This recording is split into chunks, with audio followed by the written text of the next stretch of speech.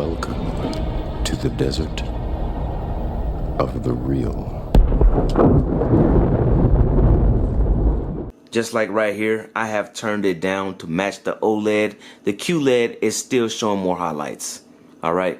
So, you know, if you've got an OLED and that's the only TV you have and you've gotten used to the look of the OLED, man, enjoy your OLED.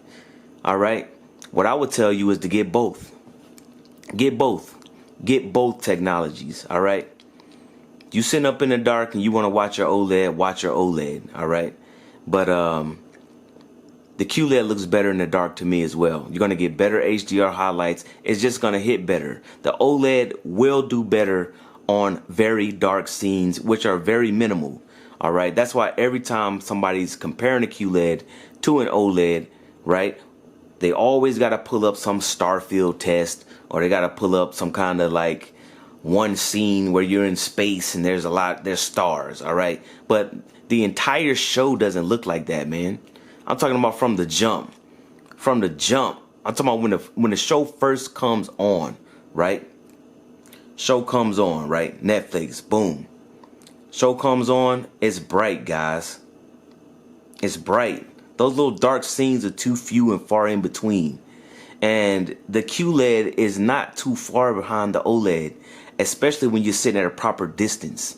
The fact that you got to go all the way up on the screen to show the difference, I mean, just look at the difference in the whites. Look at the difference in the whites, all right? That white range is where your QLED shines. And right now, I have the brightness turned down. But this is what white really looks like. See that? That's white. That is white, all right? That's white, all right? The OLEDs can't produce the colors that the QLED produces because it doesn't get bright enough, because it gets capped. It gets capped. That's your ABL right there. That's your ABL, guys. See that? It's not a game. It's real. What looks better to you? Right? Let's pause that. One looks muted and one does not. One looks SDR, one looks HDR. That's the difference in brightness. But again, let me just turn this down, right? Let's go ahead and match the OLED. Let's turn this all the way down and do what they do in their comparison videos, right? They ain't really showing you nothing. I mean, they be in videos like they scared to tell you that something's wrong with the OLED. I mean, I saw a recent video. We know the problems with OLEDs. I'm not going to expound on that. Yeah, you're not going to expound on it. You've never expounded on it. No one expounds on it. I'm talking about it, and I'm forcing y'all to talk about it. That's what it is. Those are the facts. So everybody that thought my video I was playing camera tricks, you see it in real time. There's no camera tricks. This is the real strength of owning a brighter TV. Right here.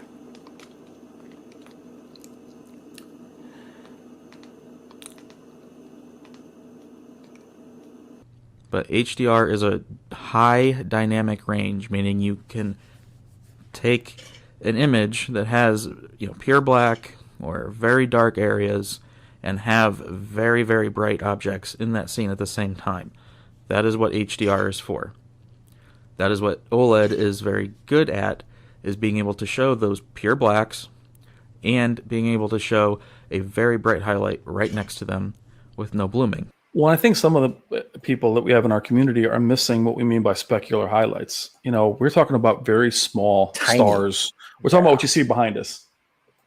You know, very small explosions, things of that nature on an LED look three-dimensional. For me, explosions like things like Gemini Man on an OLED look almost painted on, where on an LED, because it's a larger spot, it's quick. That is always going to be. So I think when you guys are misunderstanding what we mean by specular highlights, explosions, things that make you go, wow, LED is going to destroy an OLED. It's not even going to be a conversation. LED is going to destroy an OLED. It's not even going to be a conversation. Welcome to another video. Welcome to another video. This is Value Tech Sense, where I show you how to get the best tech for less. And one of the main ways, all right, the main ways to get the best for your money is to know what you're buying. All right? You have to know what you're buying. If you don't know what you're buying, and you're out there watching videos on YouTube and you don't actually understand what you're watching, then you're going to waste a lot of money. So in this video, we are going to explain Dolby Vision and Dolby Atmos, but I am going to start with Dolby Vision and I'm going to tie them together. All right, I'm going to tie them together. And before you understand what Dolby Vision is, we're just going to start off with some HDR10. All right, so I can show you the difference. Now, I'm sure a lot of people, and I've seen a lot of people use this demo in their YouTube videos. All right. Everybody uses this demo. Everybody plays this demo. All right. But the thing is, nobody's explaining this demo to you and they're not articulating what you're watching when you're watching these demos. All right. This is a UHD benchmark disc, HDR benchmark disc, right? So you can evaluate, right? You can evaluate the HDR performance. All right. So the first thing I want you to notice and pay attention to everything that I'm telling you, because I'm going to walk you through it. All right. I'm going to walk you through it. First thing I want you to notice. All right. Is that my UHD Blu-ray player does not. All right. It does not support HDR10 plus. It supports Dolby Vision, but it does not support HDR10 plus. So if I try to play that HDR10 plus demo, it is going to default to standard HDR10. All right, keep that in mind. All right, I will not be playing HDR10 plus as my player does not support it. But what I'm going to show you right here is that on the bottom, we have my 2021 Vizio P Series Quantum X, and on the top is my 2019 Vizio M8. All right, my M8 on the top, right, it goes all the way up to 600 nits. All right, that's what it was advertised as. And the Vizio PQX on the bottom is advertised as at hitting 3000 nits. All right, it may not hit all the way at 3000, but it's a very bright TV, easily punches above 2000 nits. All right, so what we're gonna do is we're gonna play this demo. And one of the dopest things about this demo and using it when you're doing evaluations is the fact that you can play it at different luminance levels. All right, we got 600 nits, 1000 nits, 2000 nits, 4000 nits, and 10,000 nits in HDR10. And you can play it in Dolby Vision at 10,000 nits and HDR10 plus at 10,000 nits. All right. So the first thing we're going to do, we're going to play this demo at 600 nits. And mind you, the M8 is capable of hitting 600 nits. Or that's what it was sold as being able to hit, okay? And the PQX can get much brighter than that. But what I want you to pay attention to, and I do not have to play this entire demo to show you this, guys. This is easy peasy stuff, all right? It's just never been explained to you, all right? What I want you to pay attention to, and what I want you to notice, I'm just gonna pause it right here on the horses, all right? I'm gonna pause it on the horses. If you look here, all right, this is the Vizio PQX. You can see everything is there. All the details are there. You can see all the grass. You can see the footprints from the horses. You can see all the little mountains in the background, all the little trees in the background. You can see everything, all right? You can also see that on the M8, all right? All the details are there, all right? Now, the PQX can get much brighter than 600 nits, but basically we're pushing this M8 to its limit right now, all right? To its limit. So basically this one's being pushed to its limits. This one hasn't even been challenged yet, all right? Let's just back that up. I'm just gonna go ahead and stop it, all right? Let's go ahead and bump it up to 1000 nits. Let's bump it to 1000 nits. So now that this demo is playing at 1000 nits And excuse that little flickering on the M8. That is the TV and the camera, but there's no flickering to my eyes. What you need to be paying attention to is the fact that we're playing this at 1000 nits, and now the M8 has to tone map it. All right, it has to tone map it because it can't hit 1000 nits. So in order for it to retain those details, right, in the image, I'm just gonna pause it. I'm gonna pause it right there. In order for it to retain the details, it has to tone map the image. All right, it has to tone map it. Now, if you look at the M8 on top, it is already clipping highlights, guys. It's already clipping details. If you look down here on our PQX, everything is there, guys. All of the grass is there. All of the footprints are there. Everything is still there. Everything with the mountains in the background, everything. Not only that, but it's also gotten brighter. The whole image has gotten brighter since I switched from 600 to 1000 nits. Now, if we look up here at our M8, all right, it's still retaining a lot of those details, guys. All right, so the tone mapping is working very well, but it is outside of the range or the capabilities of the TV. All right, so the TV is doing the best job it can to retain as much details as possible through tone mapping, but it is not retaining the same amount of details as our PQX on the bottom because it is a brighter TV. All right, that's where brightness comes in. So what happens if we get something mastered at 2000 nits? All right, walk with me. Walk with me on this. We're going to break it down. And then I'm going to break Dolby Vision down to you, all right? 2000 nits. Pause. Now I'm going to go ahead and tell you right now, looking at this through the camera and looking at the TVs with my naked eye, that PQX is destroying that M8, all right? The PQX has gotten much brighter now. Those highlights peeking off that mountain as much brighter, and the details are there. All right, I'm actually seeing clipping on those mountains on that M8 at the top. All right, I'm just gonna play it. Just gonna play it. Those whites are just killing it right now, and the M8 actually starting to look blue. All right, it's starting to look blue, guys. But we have exceeded the capabilities of the M8. The M8 has left the building. All right. Let's pause that. Pause. So we're dealing with static metadata. All right. Static. That's your HDR10. All right. So right now we're relying on the TV's ability to tone map this demo. Look at the M8 on top and look at the PQX on the bottom. You see the difference that brightness makes? See, because this TV can only go up to 600 nits, it has an inability to tone map a 2000 nit master. All right. But on our PQX, not only is it brighter, not only is it pushing more luminance, but it's also retaining the details. All right. Very important. It's retaining the details. All right.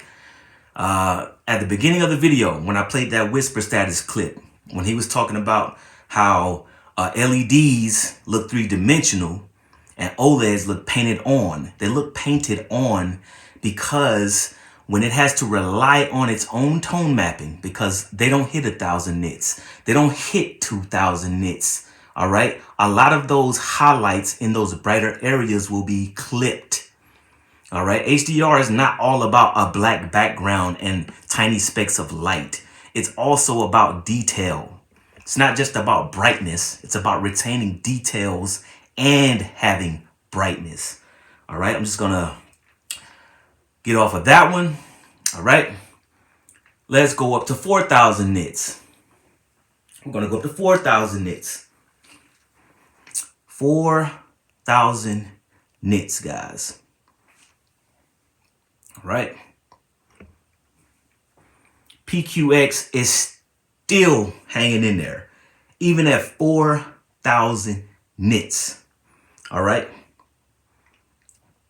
And the brighter this picture gets, the more realistic it looks.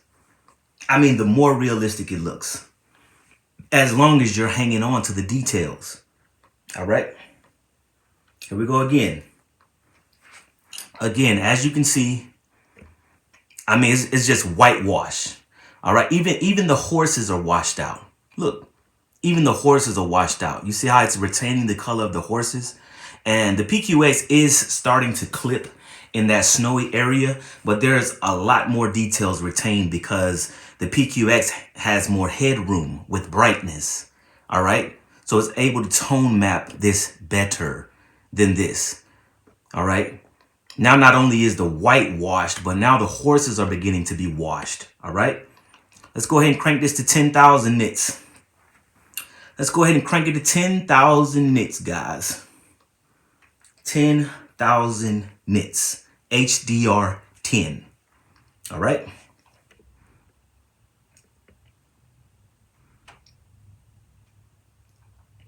Take a look.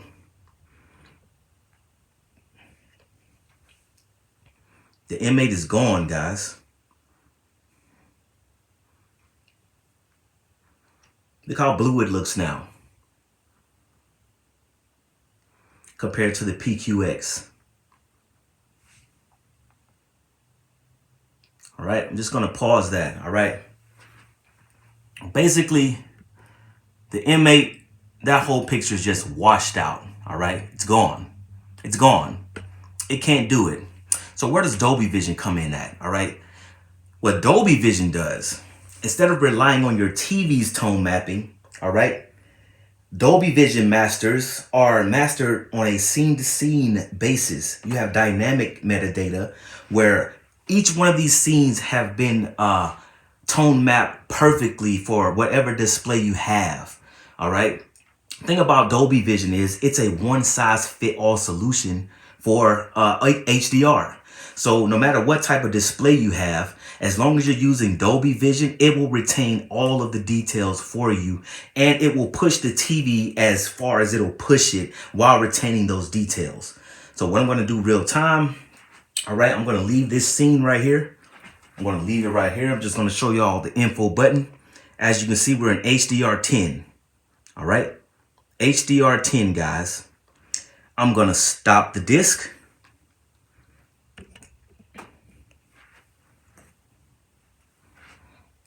I'm going to stop the disc.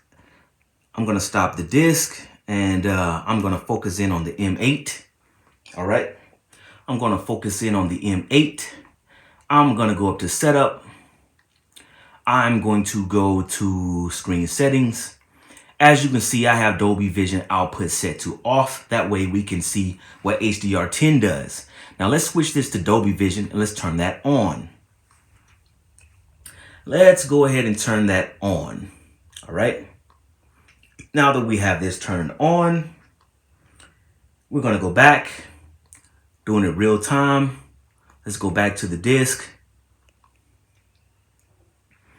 As a matter of fact, even though it's going to go back to the demo and we're in Dolby Vision now, let me just go ahead and stop this so we can actually go up to the top to Dolby Vision. All right.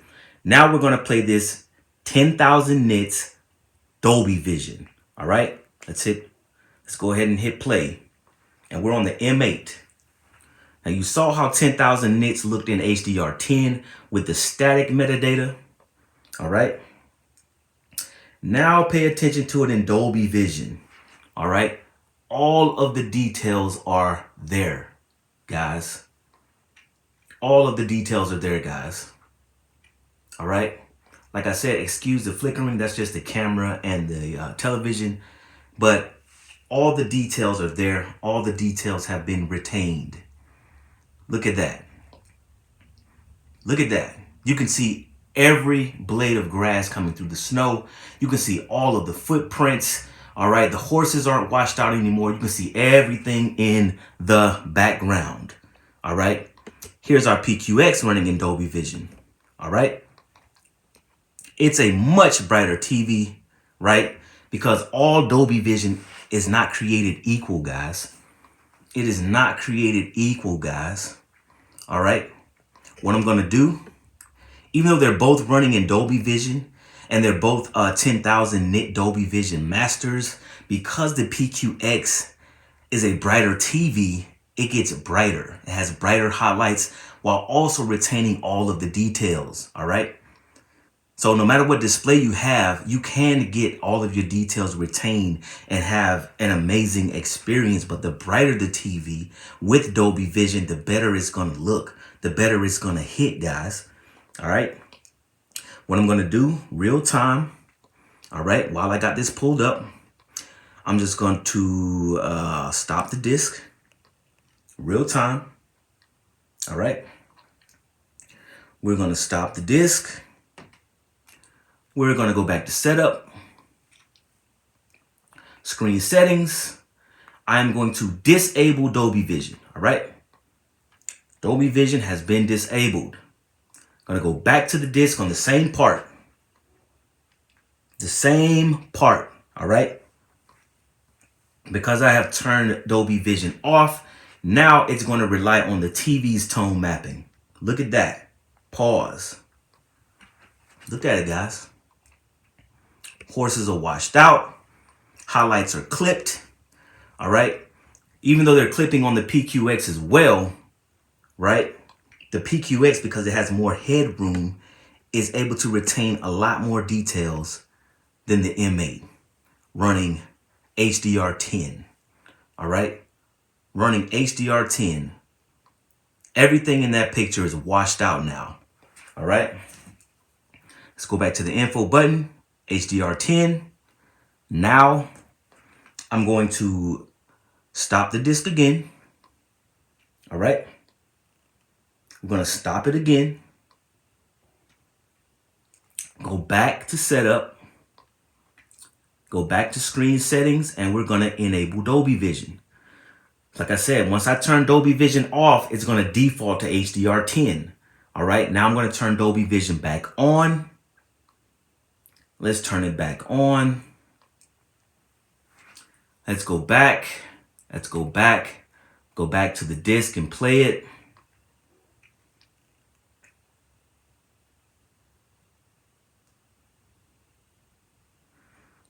No editing, guys. It's just switching over and converting. That's why I'm letting this play. All right. Let me go ahead and rewind that. Too many people in this TV space think people playing camera tricks and all this crazy stuff. All right. I edit my videos so they don't have to be so long. But I'm just going to let this play real time since people think people play games over here. All right. I keep it a buck. I'm showing you what this is, what this does, so you know what it is that you're buying, know what you're buying, and know why you're buying what you're buying. All right. That's in Dolby Vision, guys. Info. Dolby Vision. All right. Now that we're in Dolby Vision, horses aren't washed out. Image isn't washed out. Everything is there, guys. Look at that. Look at all the grass, all the footprints. This is the M8. Everything is there. On this one, everything is there. Thing about the PQX is it's a brighter TV. Because it's a brighter TV, whites are whiter, highlights are brighter, and all the details have been retained. All right. There's levels to it, man. There's levels to Dolby Vision. All Dolby Vision is not created equal. All right. You got Dolby Vision on OLEDs and you got Dolby Vision on high nit LCDs, and they hit very different. All right. You can have an OLED that has a peak brightness of 750 nits. All right. I don't care if it's HDR10 or if it's Dolby Vision. You're not going to get more nits out of the TV, guys. All right. The difference is once you're running Dolby Vision, even though it's not as bright as HDR10 in a lot of cases on those OLEDs, because your ability to use dynamic tone mapping, once you run Dolby Vision, that's disabled because Dolby Vision takes over the tone mapping. All right. So a lot of people saying Dolby Vision is dark. Well, actually what it's doing is it's retaining all of the details for the display. So, I mean, it's not Dolby Vision's fault that your display, right? Your display can't properly show what the intent was for you to see. All right. This is a 10,000 nit master, but neither one of these displays can hit 10,000 nits. But one is showing a much brighter picture than the other one while retaining all of the details. It's much closer to the intention than the M8 is. All right. So now that we got that out of the way, let's switch over to computer so I can show you guys what I'm seeing when I'm watching videos. When y'all are directing me to other people's channels and I don't respond to you guys, that's because I know that you don't know, you don't understand what you're looking at, guys. And now I'm about to break down some videos for y'all. Some videos that y'all actually sent me that I couldn't respond to y'all in the comment section. And now that y'all gonna have this understanding with me, you can go back and watch a lot of the videos that I've already put out with a better understanding of the message I was trying to convey to you guys. All right. So with that said, man, let's pop over to the computer so we can break this down some more. Hey, what's up, guys? This is Brian at Whisper Status 74. Welcome to the community. Welcome to the channel. I hope everybody is doing amazing. If this is the first time you're seeing me, please consider liking and subscribing. Today, you're looking at the Sony X950H on the left versus the LG CX on the right. The Sony is a 49-inch full-array local dimming LED from Sony. It is their flagship this year in the 4K lineup against the LG CX. We're going to keep both of these in their pretty much out-of-the-box picture modes of just standard. These are Pause. All right. So basically, you got the Sony 950 over here, and you got the LG CX over here, right? And he's playing the demo. He's playing this demo. He's going to do a comparison using the demo in Dolby Vision. I'm just going to fast forward this a little bit so we don't have to make this too long with all the intro stuff. I just want y'all to pay attention, Daddy. This is supposed to be a demo comparison with the Spears and Munsell disc of a LED LCD TV versus an OLED in Dolby Vision. All right, pay attention. Light and the camera does pick it up. You're going to see some blooming on the Sony as the menus show. That's more from my camera just adjusting, and it's wreaking a little bit of havoc on both displays playing at the same time. Keep in mind the blooming on the Sony is not nearly as bad as it is on the camera. It's just going to look bad simply because it's trying to capture both displays at the same time. Again, we're going to be in Dolby Vision, and we'll be running this demo. We're going to do this again in a bright room to see how the Sony performs. This is in a very... Pause. All right. Now, from what I just showed you guys, right? What do y'all notice? What do y'all notice? Anybody? Anybody? What do you notice? Pay attention. I told you at the beginning of the video to pay attention. All right? It's the only way you're going to learn this stuff, man. You got to know. And I suggest every one of you buy this disc, man. You know, what is it, 40, 50 bucks? Go ahead and buy the disc. You can start doing this stuff on your own, and you can start learning, and you can start saving money. All right. But he said that this was going to run in Dolby Vision, right? But what does this say right here? Your player or display does not appear to support Dolby Vision. Playback will be in standard HDR10. All right. He thought this was playing in Dolby Vision, but in actuality, it was playing in HDR10 because whatever setting he had this set to, or basically, it's not being recognized that whatever he was using to do this comparison supported Dolby Vision. So what's going to happen? This is going to be playing at 10,000 nits in HDR10. All right. And I knew that he didn't understand what he was looking at because he continued to do this entire video while trying to remain neutral. All right. Because that's what he does. He makes comparisons. He tries to stay in the middle. Right. But what he was saying in this video compared to what was being shown on the two TVs did not add up. And shout out to everybody. Shout out to my G that was sending me this back in the day. It's been months ago, man. But this is why I didn't respond to you. All right. Because it just takes too long to explain all of that to you guys. And like I said, this year, I'm really going to show y'all what I see when I'm watching videos. I'm really going to teach y'all this stuff because the more you know, the more money you're going to save. All right. So anyway, he thought this was playing in Dolby Vision. In actuality, it was not, guys. It was not. It was playing in HDR10. So what's going to happen to this OLED in HDR10 with what we've just learned, right? This OLED, right? That ABL is going to kick in. There's no way it's going to be able to tone map no 10,000 nit master. All right. This LED LCD, right? This Sony, it can't tone map it properly, but it has more headroom. It has more headroom, so it's going to look better, man. It's going to look better regardless, all right? I'm just going to fast forward this, and we're going to get straight into the demo, guys. And you'll actually begin to see, right? You're going to see this video through a different lens, all right? And the people that's in the comments section and everybody that was in the comments, right, whether Brian knew it or not, whether he knew this or not, this was a misrepresentation of not only Dolby Vision, but also the LG CX. All right. One reason I didn't speak on this man's video is because I do watch his videos. And when he started saying in his videos that, you know, he's running a non-toxic community, all this, that, and the third, like I said, man, a lot of y'all are too sensitive. All right. This is not a personal attack against him or his channel. This is strictly about the information. All right. And this year, man, that's what we going with it. All right. Y'all got to learn this stuff. All right. So that's why I didn't comment on this video back then.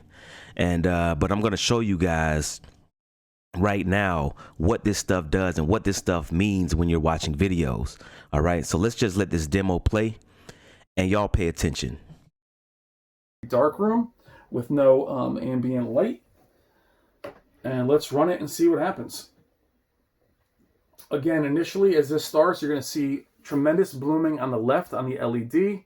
That is not there because it looks like there's blooming also on the OLED. And you're going to see some banding on the LED, but in different shots, it's just going to kind of disappear. Pause, guys. 10,000 nit master. Where are the highlights? There are none. Remember how he said this looks three-dimensional and this looks painted on? Well, yeah, at 10,000 nit HDR10, this is definitely going to look painted on because there is absolutely zero dynamic range here.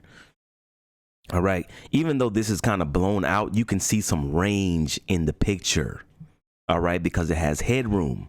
Let's let it play scene for scene. Check it out.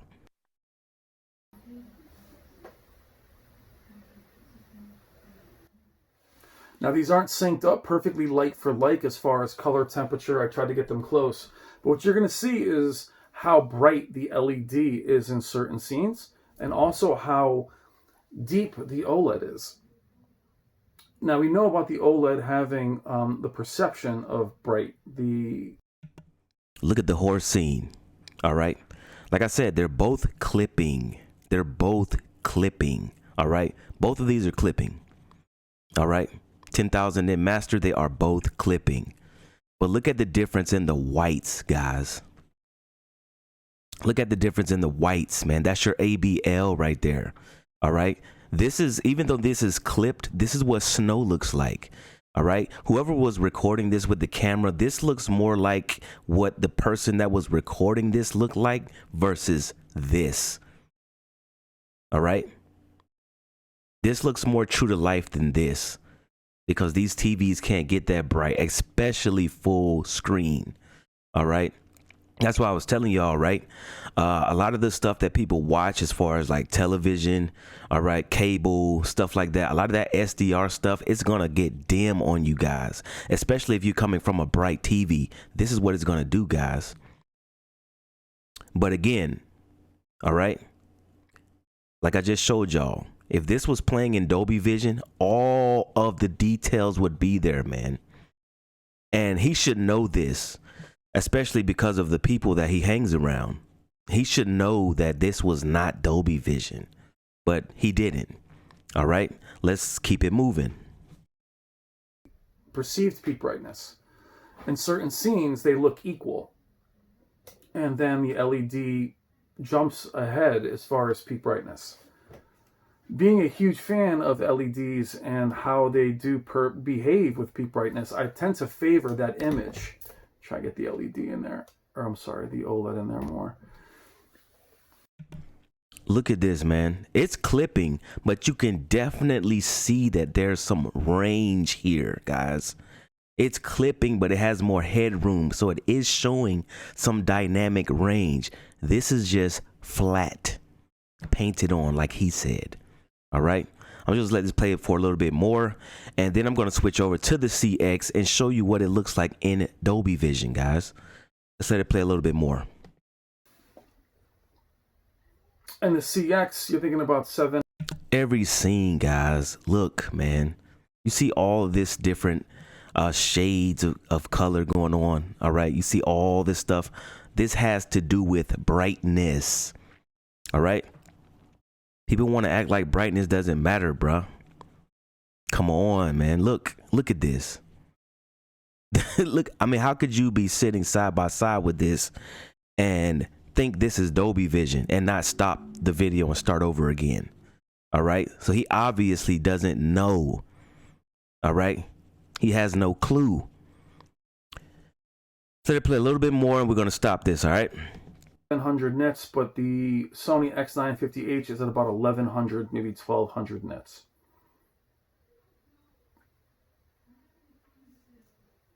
I'm sorry for the horizontal, kind of banding on the LED.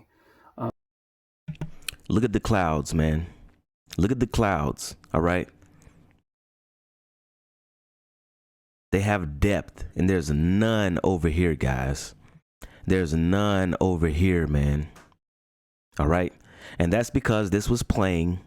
It defaulted to HDR10. That's why it looks like this. All right. So even though people say stuff like, they don't want any toxic stuff on their channel, bad information can also be toxic. All right. Yeah, he's a nice guy, but this right here is a misrepresentation of not only Dolby Vision, but also the LG CX. And if I was interested in the LG CX and I didn't know any better and I saw this video, I wouldn't want one just based off of this. All right. Let's switch over to the LG CX. I'm going to pull it up and show you the difference in playing it in HDR10, 10,000 nits, all right, and actually playing it in Dolby Vision. All right, guys, we're on my LG CX, all right? We're on the LG CX, and what I'm actually going to do, I'm going to play the Dolby Vision demo, all right? I'm going to play the Dolby Vision demo, but I have Dolby Vision disabled on my Blu-ray player. So it's going to default to HDR10. All right. The same thing that happened to Whisper Status. Even though my player supports Dolby Vision, I have it disabled so I can show you guys what Dolby Vision does. So I'm just going to play the demo. All right. Going to play the demo. And you will see, guys, that it's actually washed out, guys. All right. It's not crisp at all. All right. But you got to know these things. All right. There's no range up there in those clouds. It's just white. All right. Here we're on the horse scene. I'm going to pause it. All right. Even though I'm playing this in Dolby Vision, because I have Dolby Vision disabled, it has defaulted to HDR10. And the CX does not have the kahunas, all right, to tone map a 10,000 nit master. But, all right, I'm going to stop the disc. We're going to stop the disc. Real time. Go to setup. Go to screen settings. And you will see that I have the Dolby Vision output set to off. So let's set that to on, and you will see Dolby Vision logo pop up when we start the disc back up. It is going to convert to Dolby Vision, and watch what happens to the picture. All right. This is the difference when you use Dolby Vision, guys.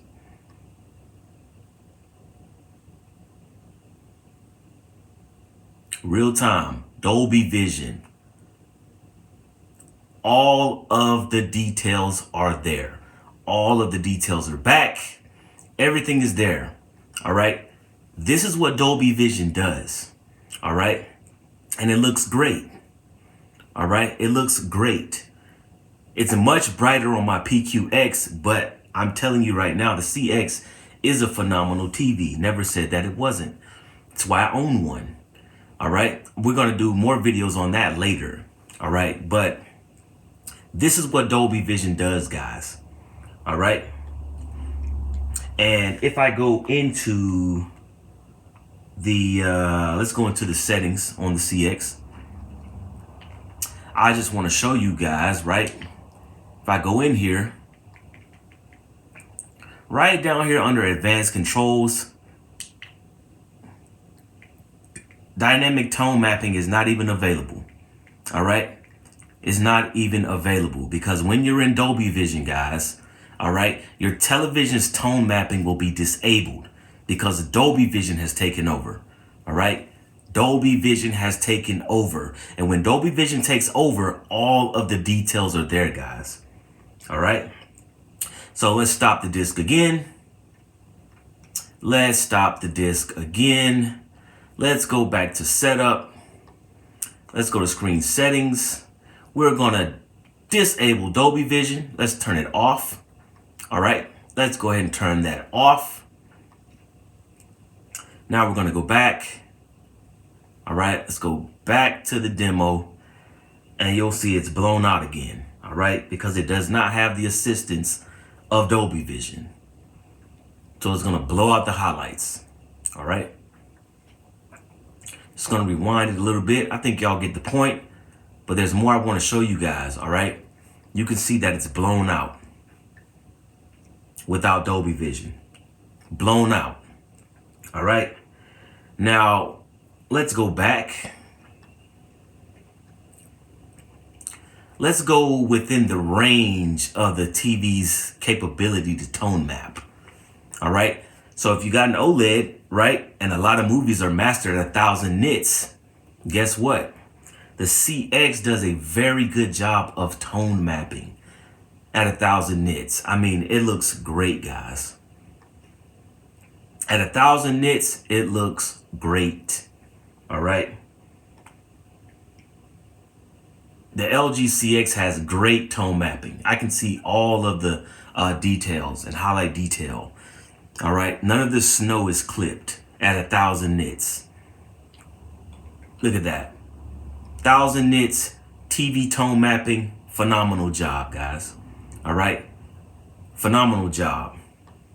All right. It's not going to look painted on until you get above 1,000 nits. All right. When you go up to 2,000 nits, let's go to 2,000. All right. Let's go to 2,000 nits. See, if I was getting TVs, if I was able to borrow TVs like Brian does, he can get TVs from up there. This is the type of comparisons I would do, right? I put OLED against OLED. All right, let's start at 600. Let's start at 1,000. Let's go to 2,000. Let's see which OLED taps out first. All right, that's what I would like to see. All right, not just playing the demo with no information. All right, so look at that. Let's pause it. All right, highlights are blown out. All right, highlights are blown out because it cannot tone map the 2,000 nit master. But that's when your dynamic tone mapping comes into play, guys. All right. Now, when you're running Dolby Vision, it's disabled. Well, when you're outside of Dolby Vision, guys, all right, let's go to advanced controls. You'll see that I have the ability to turn on dynamic tone mapping now. And this is what it does. Bring back the details. All right. Brings it back. Dynamic tone mapping off. Turn it on. Off. On. All right. That's what your dynamic tone mapping does. It will try to retain those details that were lost. The only problem with dynamic tone mapping is it tends to dim the picture down a bit. But at least you can retain the details. But Dolby Vision is going to look better than dynamic tone mapping every day of the week. The thing is, if you just want a brighter picture, the dynamic tone mapping or using it with tone mapping off, especially if you're watching something mastered at like 1,000 nits, it's gonna be brighter. All right, and it really depends on how the Dolby Vision content was mastered. All right, but when you're in Dolby Vision, this is disabled. You can't use it. All right, you can't use it. All right, dynamic tone mapping off, dynamic tone mapping on. But the thing about it is, right, on my PQX, it tone maps 2,000 nits with no problem. I don't have this right here on the PQX at a 2,000 nit master because it's a brighter TV. All right. Not only does it get brighter, but it's also retaining all of the details. That's where the brightness comes in. All right. Let's go back to the CPU, and I'm going to show you a different video that we're going to break down. All right. I named this video Dolby Vision, Dolby Atmos for Dummies because I'm really like teaching y'all this stuff. All right, so it's not going to be a short video. If you can't watch the whole thing right now, you can come back and watch it later. But all of this knowledge, guys, is going to save you guys a lot of money, guys. All right, the more you know, the more you're going to save. All right, so let's just get off of this and jump back to the CPU, and we'll break down another video. Hey, what's up, guys? This is Brian at Whisper Status 74. Welcome to the community. Welcome to the channel. If this is the first time you're seeing me, please consider liking and subscribing. We are Real Tech for Real People. Today will be a very quick, short HDR video of the LG CX on top. It is in cinema mode compared to the new Sony A9S Master Series OLED. Pause. All right. Now, in this video, right, he's actually playing it at 1,000 nits, guys. All right, I'm going to skip a lot of this intro stuff so the video doesn't have to be too long. I've already given you enough information to see this video through a different lens.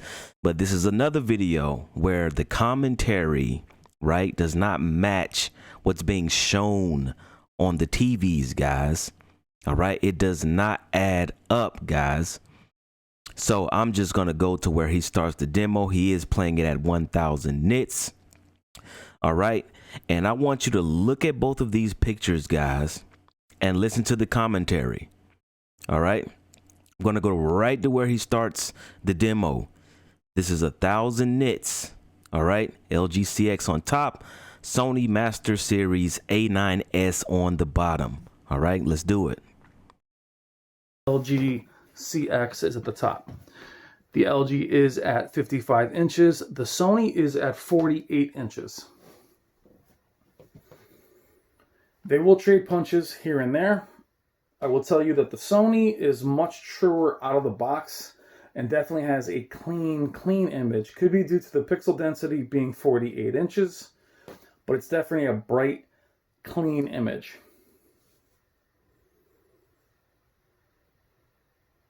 They're both pretty cool in this preset. The Sony again has its brightness at max. The CX does not, but when you raise the CX's brightness level, it tends to wash the image out. The Sony is at max and it's not washed out. They look ridiculously similar. The Sony is much, again, more accurate out of the box, even in its standard mode. Putting both these displays at their punchiest, they both look amazing. The Sony definitely is more accurate out of the box. This is the Spears and Munsell demo disc. Also, special thank you to Robert and Wendy Zahn, who also lent me the Sony A9S Master Series for extended review, and I also purchased the LG CX from them. Please consider making your next AV purchase through them. Check the description for their website. Thank you to Robert and Wendy. They look nearly the same size, as the CX is a few inches back and it's on a stand. They are both in HDR. You're also seeing this in HDR. Sony at the bottom, CX at the top. You will see these displays trade punches in more videos. This is just a quick first one. I want to get it out there for you guys. But OLEDs are OLEDs in many ways. Sony's processing is amazing. LG's processing has come a long way in the last few years. Definitely improved upon in the CX. We saw these displays in... All right, guys, let's pause that. All right. Let's pause that. All right. Now in this video, and this is something that I hate that people do, you know what I'm saying? When people talk about Sony's processing, right? Sony's processing has become a catchphrase. All right. But processing on TVs is a mixed bag. All right. When you talk about processing, you could be talking about motion processing, right? You could be talking about upscaling processing. You could be talking about gradients as far as like banding and colors, or you could be talking about tone mapping. All right. Now, Sony is known for having great upscaling. All right. Anybody that knows Sony and LG OLEDs, all right. Sony also has great gradients. All right. Less color banding. They are known for these things. All right. Motion processing. But when it comes to tone mapping, especially on their OLEDs, they tend to favor a brighter picture. While LG, their OLEDs, even though they don't present a brighter picture, they tone map it better because they want to retain more details. And their picture tends to look more contrasty than the Sony's. All right. So as we're watching this video, right, and I'm going to go back to this scene right here. First, let's go back to these clouds right here. All right. First off, a lot of this stuff is blown out where there's depth over here. All right. A lot of it's blown out. If we let it continue to play and we get to the horse scene, guys, let's break it down. All right. Let's break it down. I'm going to blow this up, guys. All right. When it comes to tone mapping, all right, tone mapping should retain details, guys. Look at this. You can see all the trees in the background, all the trees over the hills. You can see each blade of grass. All right. You can see the footprints from the horses. You can see all of these details. All right. When we go down here to the Sony, it's clipping. It's clipping, guys. It's clipping. You can't just sit there and then for people that say you can't judge these things through a camera, there are a lot of things you can't judge through a camera. But anyone that knows Sony and LG OLEDs knows that LG favors detail and Sony tends to favor brightness. All right. And you can clearly see that the LG tone mapping is way better than this Sony. Right? Look at it. Way more details. All right. This is a better HDR picture. Even though this is probably brighter, like he's saying, he's sitting right in front of it. So he's telling you that the Sony is brighter. But which one's retaining more details? All right. When it comes to HDR, I want the brightest but most detailed picture I can get. I don't want my highlights clipped. I don't want clipping in the image, guys. All right. So when this is playing and his commentary is saying cool in this preset. The Sony again has its brightness at max. The CX does not, but when you raise the CX's brightness level, it tends to wash the image out. The Sony is at max and it's not washed out. They look ridiculously similar. He said it's not washed out, guys. This is washed out, guys. This is washed out. So when I'm watching this and he's saying that the Sony's not washed out, and I see an image like this, it doesn't add up and it doesn't make sense. All right. It does not make sense. And the thing about having a high nit, right? A high nit LCD TV is you can get these type of results at 2000 nits, 4000 nits, right? It gets much brighter while also retaining the details, guys. That's what HDR is about, not just little tiny specks of light with a black background. All right. Movies aren't being mastered on the floor, on the black level. They're being mastered at the ceiling. Right? They're being mastered to 1000 nits, 2000 nits. All right. And then people want to bring up PQ curves all the time. Let's jump into PQ curve. So here we go. If we're looking at this PQ curve, all right, from 0 to 1,000 nits, this is the thing that they're not telling you about PQ curve. This curve curves in an upward direction, all right?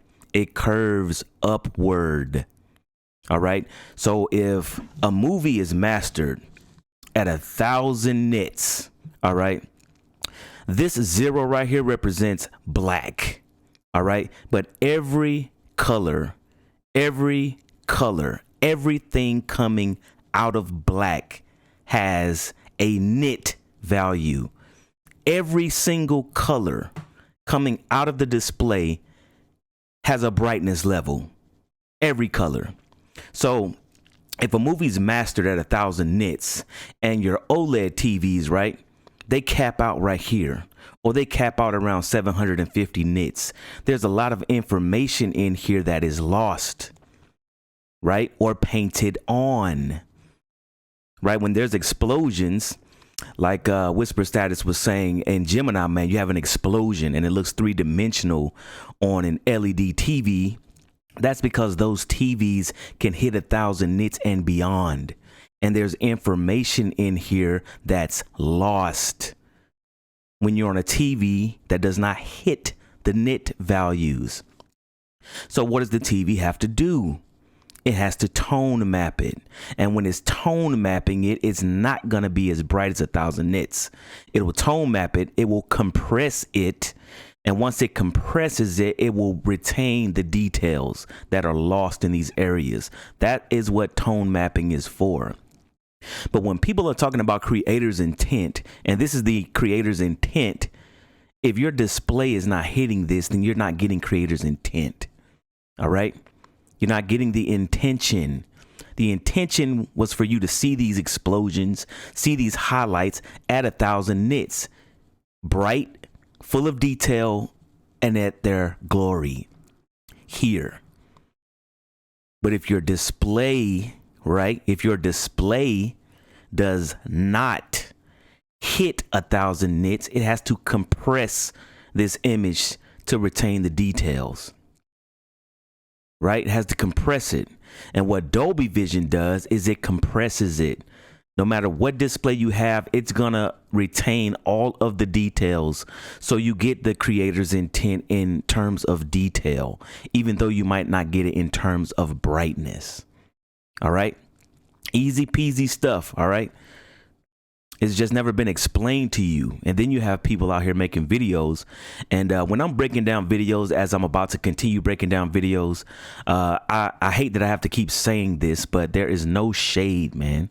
All right. I don't have any shade against Brian at Whisper Status. I don't have any shade against Classy. I don't have any shade against any YouTuber, man. But the thing about it is, if you want to get out of this boot loop of not knowing what to buy, not knowing what to get, not knowing why you're getting, and people keep making the same old videos over and over again, not teaching you anything, then you're never going to begin to save money if you never understand this stuff. All right. That's what we're doing on this channel. That's why this video is so long, because I could care less about how long the video is. The video is about the information. And as long as we continue to make videos like these and you guys get more educated about these things, the landscape of YouTube in this TV space is going to change, because people are going to have to adhere to the information. The smarter people get, the better questions they're going to ask, right? And all the people out here that's on YouTube just to sell you something, it's going to become very difficult for them to sell you things when you have a better understanding of what you're buying. All right. So Classy did a video, a settings video on the A90J, and he recommended that people turn off Dolby Vision. All right, let's break it down. This video is a very in-depth all settings guide for the A90J and applies to the A80J as well. Pause. All right. I'm not going to play his entire intro. All right. I'm not going to play his entire intro, but understand that this is a settings guide for the A90J. All right. The TV that won the shootout. All right. It's supposed to be the brightest and best OLED of the year. $3,000 for a 55-inch TV. All right? Pay attention. Out for that for part 2, but this video will cover everything else as far as settings on the actual TV itself. Alright, this is the Sony A90J, and you might want to grab a coffee or tea for this one. It's going to be pretty lengthy, but we're going to do a seriously deep dive into all the settings for various devices, as well as go over a few different options of how to set everything up, as well as accuracy versus more preference style of setting everything up. So, the first thing is going to be a little controversial. However, I don't think you should use Dolby Vision, especially if you have not gotten the television calibrated. So if you're watching this video and you're looking for settings, I'm telling you the best thing is going to be disable Dolby Vision, and we'll talk about why in a minute. Pause. Disable Dolby Vision. Right? That's the best thing that he recommends. And like I said, this is no shade. All right, we're just going to break this down. So, the best OLED of the year, A90J, the most expensive OLED you can buy, he recommends turning off Dolby Vision. Now let's see the reasoning why as we go down here where it says why Dolby Vision isn't recommended. All right, let's get into it. And again, we aren't using Dolby Vision. I don't recommend it. And the reason for that is a lot of the content was converted from HDR10 to Dolby Vision on, say, Netflix or even on UHD discs or wherever, it doesn't matter. And pause. Now, the first thing that he said is that Dolby Vision was converted from HDR10 on Blu-ray disc or Netflix or whatever. So he automatically first wanted to blame the content. He wanted to blame the content. Even though the people that make these movies, even though these 4K UHD Blu-ray discs can hold 100 gigs of information, right, on a single disc, even though they're using the most expensive cameras to shoot these movies, he wants to blame Dolby Vision and not the OLED. It couldn't possibly be that A90J, right? It can't be the A90J. It must be Dolby Vision. Let's continue. And the problem is you have Dolby Vision Dark, which is the accurate setting, and then you have Dolby Vision Bright, which will raise the midtones. It's basically like turning on a dynamic tone mapping for your HDR10 content. The problem, though, is Dolby Vision Bright isn't always brighter than dark, and dark can sometimes be brighter than bright, and a lot of people, that's the biggest complaint I always see, is about Dolby Vision being too dark, whether it's in bright or dark. Sometimes it's just too dark, and it's hard for people to get used to. So, pause. So, Dolby Vision's too dark on the A90J.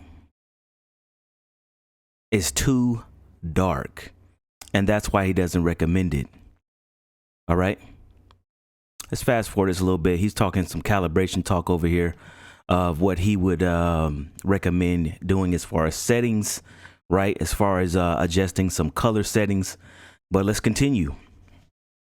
Dolby Vision is handling how bright it is, especially in dark areas or shadowy areas. And that's, again, so many people, I hear it all the time, Dolby Vision's too dim, it's too dark, and then they switch over to Dolby Bright. And again, some shows, they're just, it's too dim, it's too dark. So that's why I say just reset this, disable Dolby Vision, and then just use your Expert One color temperature. And then you don't have to worry about anything because there's no Dolby Vision conversion happening when you aren't using Dolby Vision. And then you don't have to worry about the mismatch in the content versus which Dolby Vision picture mode you're using, and if the content was graded well for Dolby Vision or not. So the easiest, best solution is what I just spent a half an hour showing you. disable Dolby Vision, just keep HDR10, and I know that sucks, and trust me, I hate it. I went with the Sony because I wanted Dolby Vision as well, and I do have Dolby Vision calibrated, and so there is times that I use it, but there is still content that it just does not work well for. And hopefully that will change in the future, but for the time being, don't use Dolby Vision. Don't use Dolby Vision, right? Dismissing the entire fact that your display, right? What Dolby Vision is doing is compressing it to fit inside of what your display can do. It has nothing to do with Dolby Vision. All right.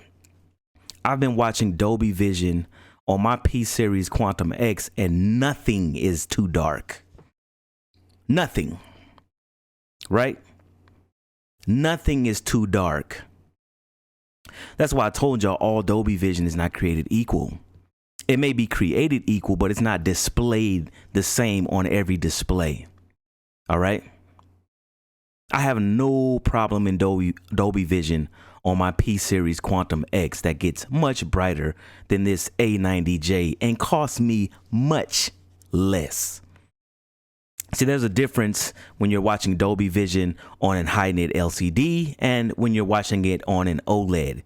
No matter how much money you want to keep throwing at these little nits that they keep adding to these OLEDs each year, they're limited in brightness. But what Dolby Vision is going to do, it's going to make sure it retains the details within what your display can do. And unfortunately on this A90J, it's not bright enough. It's not bright enough. And that's why I made videos saying, does brightness really matter? And I got a lot of flack from the OLED community, right? You don't have this problem on high-nit LCDs. And the only other TV that gets brighter or as bright as the PQX or brighter and has Dolby Vision is 3 to 4 times the money. See, there's a reason that this TV right here was Sony's most expensive TV and not the A90J. It was the Z9J, right? There's a reason it's the most expensive TV. There's a reason Caleb lost his mind when he reviewed this TV and everybody else that's seen it. And it's because of brightness. All right? And I got people in my comment section that got an 85-inch PQX for $2,300,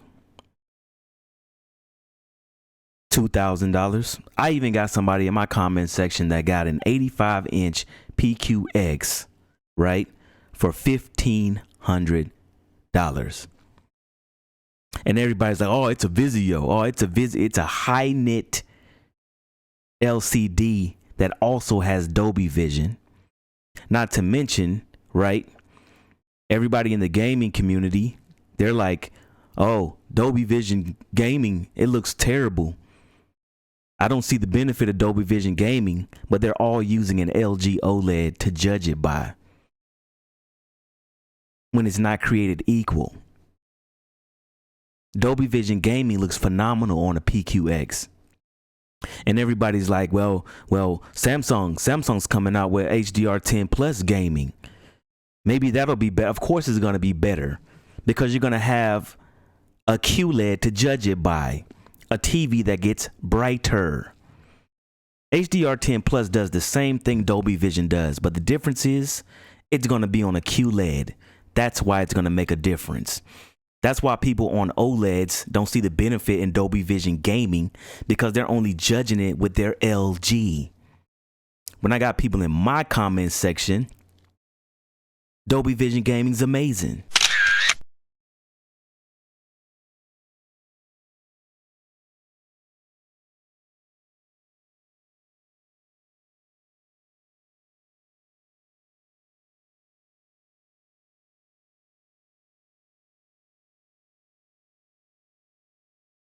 In this video, I'm going to demonstrate why all OLED TVs will blow out the specular highlight detail in Microsoft Flight Simulator 2020 on the Xbox Series X when played in HDR10.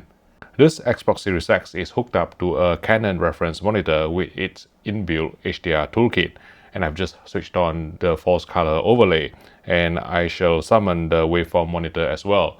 Hopefully you can see still even through the clouds that the sun in the middle of the screen is actually reaching all the way up to 10,000 nits.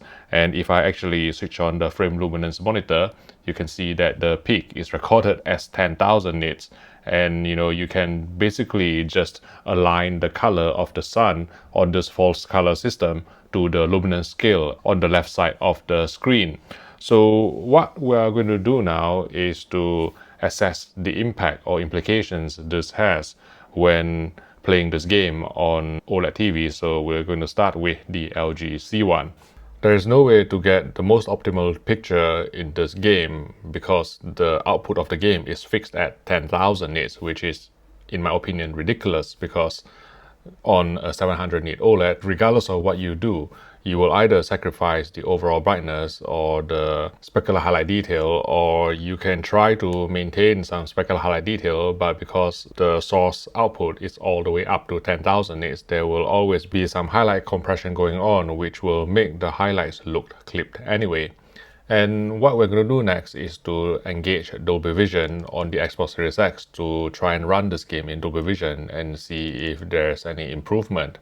Right, so we are actually playing this game in Dolby Vision. I think, there is some improvement, but I think if you look at the clouds, there is still going to be a lot of highlight compression going on because, Dolby Vision can't really work wonders when you're trying to cram 10,000 nits worth of specular highlight detail to a 700 nit, 800 nit OLED. It's just physics, really. When you try to squeeze this much highlight detail within such a small space in terms of peak brightness, then obviously there will be some compression, and again, the specular highlight will come across looking clipped. Next, we shall move on to check out a Sony A90J OLED. Now, the Sony A90J is one of the brighter OLED TVs on the market because of its EVO panel and metallic heatsink that is installed on the TV. But even then, whether we choose HDR tone mapping off or gradation preferred or even brightness preferred, some specular highlight detail is still going to be blown out, even with Sony's dynamic tone mapping. And this is because of the unrealistic 10,000 nit output from the Xbox Series X when this game is played. And as a bonus, this is the 75-inch QN900A.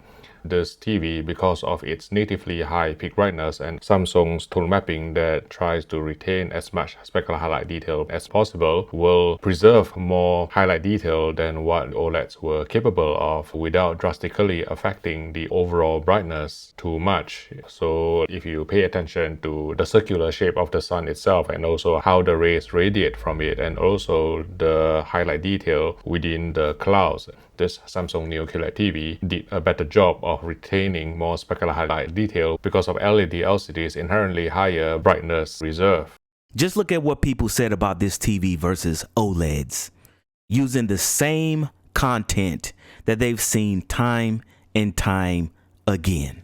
We're going to jump to the Z9J. This is another highly anticipated TV. Yeah. So this is Sony's Master Series 8K. It replaces the Z9G, right? Yeah. And it takes over for the Z8H, which was not a Master Series last year. They're both currently available, right, Robert? At yes, these prices? We're shipping them nationwide. They're currently available. Okay.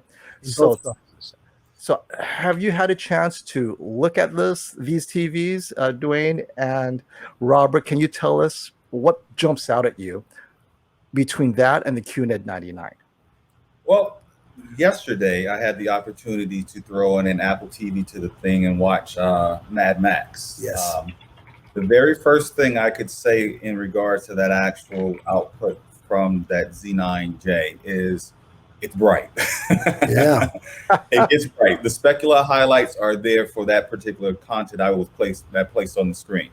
Another thing that I witnessed with it and I actually was surprised about is how cinematic it looked. When I say cinematic, it looked film-like because of the matted screen on it. Even though, so the Z9J is a matted screen. yes, it is. Yes, okay. The 75 that we have here is matted screen. Okay. But the presentation that it did, just with for me, just eyeballing the actual white balance on it and just doing some settings in custom mode, just to, you know, tweak things here and there before I put the meters on it. But the presentation of it, I was more impressed with the specular highlights and all of the scenes that everyone likes to use in reviews and things, compared to the OLEDs that I love. So the philosophical chat is coming in a moment, but first, I want to step back and tell you what I think about this TV, having watched it for many hours now. I love the picture quality. If ever there was a TV that could woo me away from OLED, this is it. Honestly, if you said, here, Caleb, you can have this Sony A90J OLED or this Sony Z9J, your pick. Which one do you want? I'd have a really tough time deciding. I mean, I still love an emissive display and the wide viewing angles, but the way this TV pulls off HDR and the way it handles its brightness power with such finesse, it's almost intoxicating. Amazing. YouTube looks amazing. It is the best picture I've ever seen because it also gets super bright, which we're not going to talk about OLEDs. If you get an OLED, you want it because everybody says how great the picture is. But you're never going to sit in that room and go, wow. You're always going to say, damn, that's a good black level. I love the contrast on that picture. But like when I'm watching Battleship on the NVIDIA Shield, this TV is not compatible with Dolby Vision. So on the NVIDIA Shield, I only get HDR10. And I'm watching Battleship. 2700 nits of brightness. And that ball going through the air on Battleship, where that ball destroys the boats and everything, the light in that ball as it's going through the air, I've never seen that before. That 2700, 2900 nits of brightness, that light is, it is that good. I don't know, I'm going to make this quick, but for $1,899, I bought it, and then Best Buy dropped the price to $1,599. So I went back to Best Buy and they gave me $300 back. I paid $1,599 for this 75-inch, excellent black level, excellent brightness. And it works with the newest Xbox and the PlayStation. All the problems that every reviewer on YouTube talked about, they're all fixed. So why did I play that last clip, right? And I'm about to wrap the video up, guys. I spent the majority of this video on Dolby Vision, right? But the Dolby Atmos part, right? It plays right into it to where now that you have this understanding, it is not going to take you that long to understand the Dolby Atmos part, all right? So we're literally about to end the video soon. I just want to let you guys know, man, that the reason, and for everybody that bought the PQX because of my videos, now you're getting more in depth with my reasoning of why I chose that TV. Because of what it offered as far as brightness, as far as Dolby Vision, HDR10 plus, all of the HDR formats are supported, and the gaming features, and they work. So when Samsung comes out with HDR10 plus gaming, guess what? We'll be enjoying that too. All right. It was literally one of the best TVs you could have bought that's no longer available. But when it comes to brightness, guys, and you got these people out here obsessed with black levels, from somebody that's been buying TVs, projectors, and things like that for a lot of years, the main thing you need to understand about brightness is that the most expensive TV, projector, or whatever you get is going to be the brightest one. All right. I shouldn't have to make videos called "Does brightness really matter?" Because when it comes down to it, that's what matters the most, even though people are obsessed with black levels. All right. The most expensive Samsung you could buy is going to be the brightest one. The most expensive Vizio, the most expensive whatever TV you buy is going to be the brightest one. The most expensive OLED is the brightest one, right? The Z9J is the brightest TV that Sony made. The A90J is the brightest OLED that they made, all right? The G1, even if you look at these projectors right here, all right? Look at these Sony projectors. All right. Learn more. $80,000 projector. You want to know why? 10,000 lumens. 10,000 lumens. All right. Let's back it up. Let's go down here to the $60,000 projector. Learn more. Guess what? You dropped off 5,000 lumens. The brightest display is going to cost you the most money because brightness matters, guys. Brightness matters. Last year, it was all about brightness. A90J, heat sink. All right. This year, 30% more brightness. Everybody's talking about brightness. But if you don't understand brightness, if you don't understand what it's for, right, then you're just spinning your wheels. There's levels to HDR. There's levels to Dolby Vision, which is a perfect segue onto Dolby Atmos. All right. Dolby Atmos. And this part of the video will not take that long now that you have an understanding that there's levels to it. All right. I've been using Dolby Atmos since before Dolby Atmos was Dolby Atmos. All right. Dolby Atmos is actually a rebranded Dolby Pro Logic 2. All right. I've been having height channels for years, even before Dolby Atmos was a thing. The thing about it is when they brought this out back then, there was an understanding of what it was and what it was supposed to do. All right. Nowadays, it's just thrown out there. All right. For y'all that don't know what Dolby Pro Logic 2 is, it's when Dolby introduced height channels. Let me show y'all my old receiver. All right. All right, guys. Look at this old beast. See that? Dolby Pro Logic 2 Z. All right. It's my old school receiver, man. It still works too. This receiver right here is actually a beast. It's actually a beast. I actually prefer it over the newer receivers, to be honest, because when they brought this out, movies weren't being mastered for Dolby Atmos. So really, it was the encoders inside of the receiver that was separating the audio. And because it was relying on the receiver's encoders, you got it throughout the entire movie. Now with Atmos, everything has to be mastered that way. All right. They're actually putting certain things in those height channels. And when they do that, some mixes are better than others. All right. Just like with Dolby Vision, you got some poorly mastered Dolby Vision, and you have Dolby Vision that could be, mastered to 4,000 nits, give you a better experience, because they're not all created equal. All right. It just depends.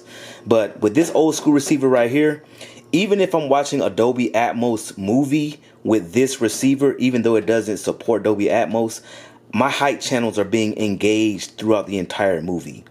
And it's just a great experience. But now, with the Dolby Atmos receivers, if it's not mastered well, guys, then, it might not even, your speakers might not even be engaged that much. And as long as they put anything in the height channel, right, they can call it Dolby Atmos. That's why I like watching Spare Change's channel. He actually does Dolby Atmos analysis videos where he actually shows you how much those speakers are being engaged. As for Atmos height effects and immersiveness, you can see that this is an official Atmos mix with objects that move dynamically through all your available speakers. This part during the sandstorm in Chapter 11 places you inside the ornithopter, and what you'll hear inside is the sand and debris outside of the cockpit with internal effects going on in the lower channels. It makes you feel like you're inside the space. The scene with the guy chanting in Chapter 9 has excellent atmospheric envelopment with rain effects coming in all directions, and the soundstage here is impressively wide. I love those videos. Just like the videos that HD TV Test does when he's doing HDR analysis. All right. But anyway, yeah, this is my old school receiver, man. But let me show you just how old this technology is, just so you get a better understanding of what it is and what it's supposed to do. And that Dolby Atmos was just rebranded, repackaged, and put back out there. And nowadays, it's more marketing than anything. All right. Let's get into it. Hello and welcome to Dolby's exhibit at CES 2009. My name is Craig Eggers, and I'm responsible for partner marketing here at Dolby Laboratories. We have a number of exciting technologies we want to talk to you about. The first is Dolby Volume. We're excited to tell you that Dolby Volume will be integrated into Regsit. Pause. All right.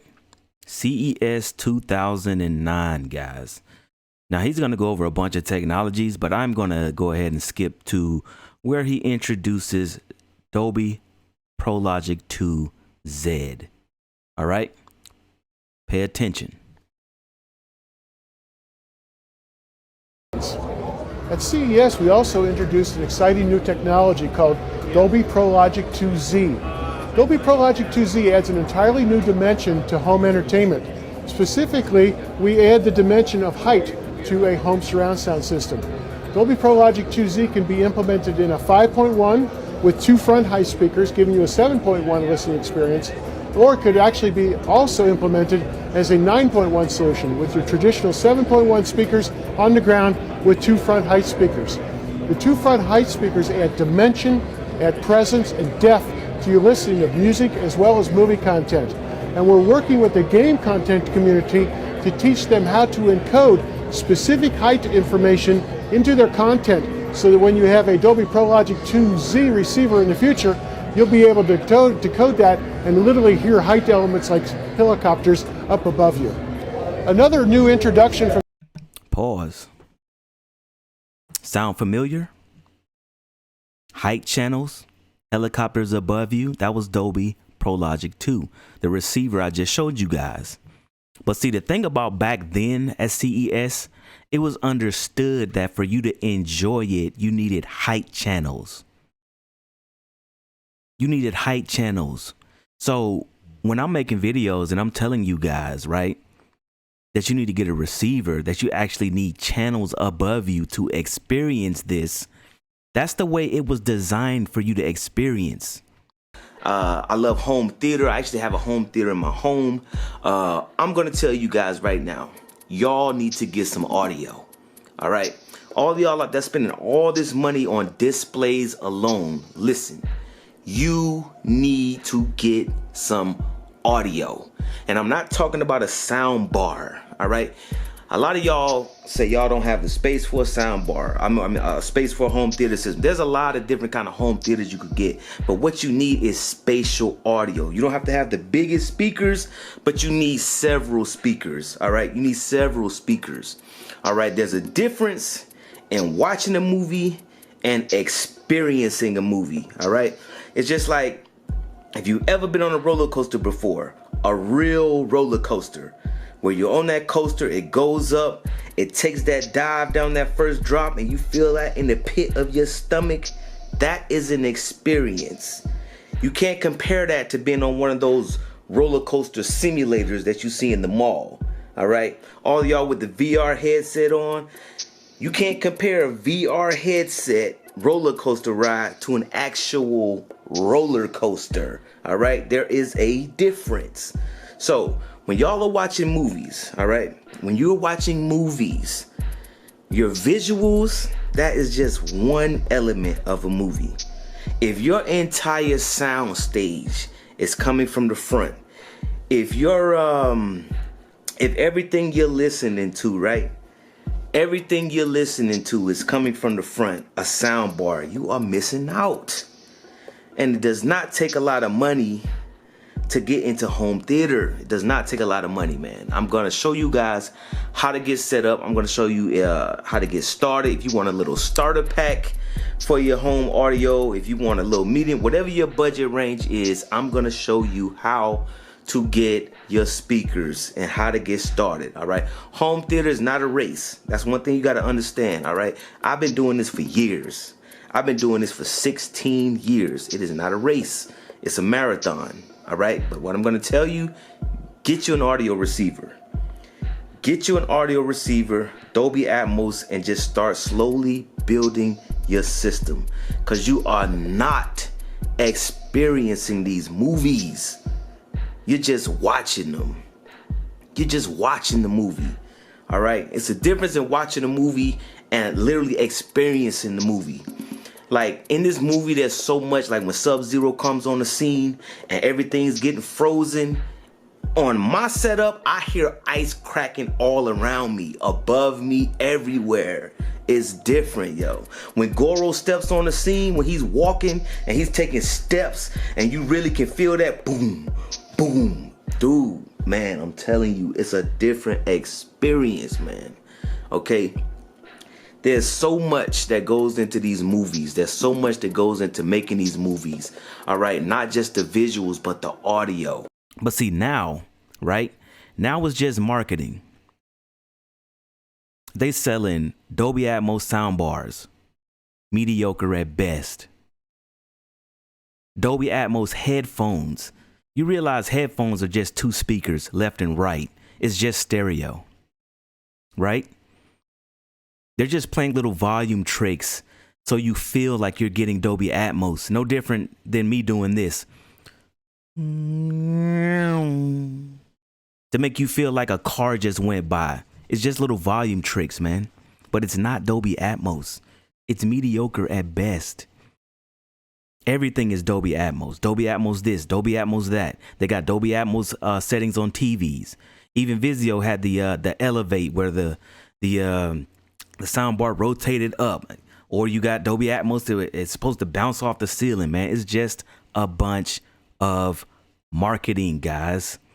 If you're buying a Dolby Atmos soundbar, you're wasting your money. If you're buying Dolby Atmos headphones, you're wasting your money. If you want Dolby Atmos, just like with Dolby Vision, there's levels to it. There's a difference in having a Dolby Atmos soundbar where all of the sound is coming from in front of you, right? Than having actual channels above your head. See, when they introduced Dolby Pro Logic 2, he actually talked about having height channels, right? But now you got to make it convenient for everybody to feel like they're getting Atmos. Listen at it again, all right? Also introduced an exciting new technology called Dolby Pro Logic 2Z. Dolby Pro Logic 2Z adds an entirely new dimension to home entertainment.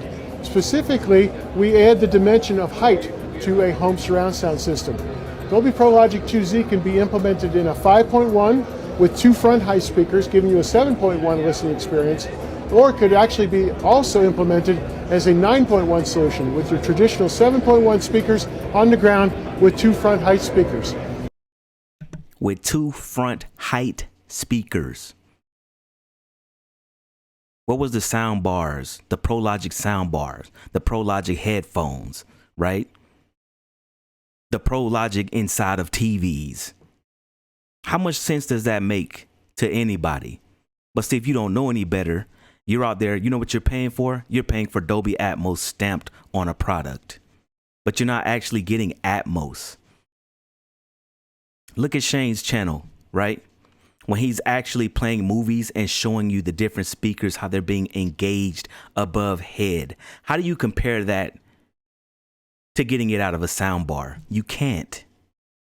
Because there's levels to it. If you want Atmos, then you want to get separate channels. I just added 4 more channels to my ceiling. So now I have 6 Atmos speakers, right? That's Atmos. Not sound bars, not headphones. It sounds good, but it just makes a lot of money, guys. It makes a lot of money. It's all in the marketing. Getting you to believe that you're getting something that you're not, and then making you feel like it's something wrong when you're not getting what you're supposed to get, right? When you're sitting there with a Dolby Atmos soundbar and you're saying, well, I don't really feel the height, whether it wasn't designed that way, right? When you got Dolby Vision, you got HDR content being mastered at 1,000, 2,000, 4,000 nits, right? 10,000 nits, that's the goal. But you're trying to watch it on an OLED that can only hit 750 nits. And you're asking yourself, well, why is it so dark? It's the same concept, guys. All right. So that's the video, man. I know it's a long video, but this is what we're doing this year. All right. This is what we're doing. Because the more you know, the more you're going to save, the more you're going to stop wasting your money. You're going to ask better questions. All right. We got to turn all of this into an educational space. This is what needs to be the norm, where everybody in this space can focus on the information. Unless they're trying to sell you a product, then the information doesn't matter. You know, you can get Dolby Atmos out of some earbuds, right? So anyway, guys, thanks for watching. This is what we're doing this year. All right. If you have not subscribed, like the video, subscribe for more content like this. All right. My videos do not come out that frequent, but when I drop videos, I'm going to give you that heat. Till the next video.